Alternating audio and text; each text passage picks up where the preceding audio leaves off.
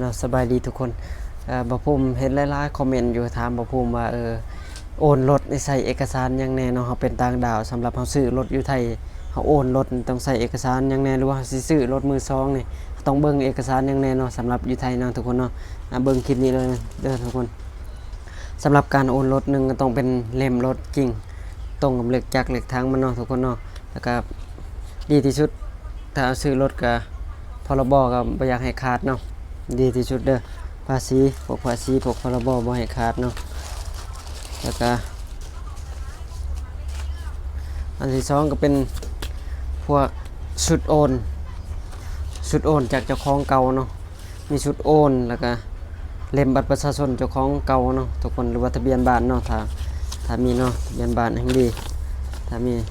มันจะมีใบมอบอำนาจมีหนังสือมอบอำนาจจากเจ้าของเก่านี่แบบขอโอนและแบบรับโอนเนาะทุกคนเนาะแล้วมันจะมีบัตรประชาชน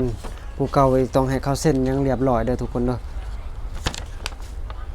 นี่มีบัตรประจำตัวประชาชนผู้เก่าเขาเซ็นเขายังให้มันเรียบร้อยถูกต้องเบิด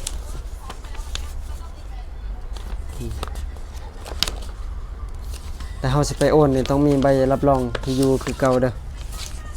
สมมุติเฮาสิไปโอนเนาะเฮาสิไปโอนนี่ต้องมีใบนี่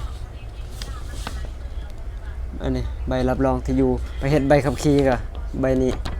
ไปโอนรถก็ใบนี้ก็ได้ใช้ได้ทุกคนเนาะแต่บ่ฮู้ว่าใช้ร่วมกันได้หรือบ่เนาะทุกคนสมมุติเฮาใช้ใบเดียวแล้วเฮาไปก๊อปเอาไว้ใช้โอนรถอีกเนาะอย่างเฮาเฮ็ดใบขับขี่คือบ่ภูมินี่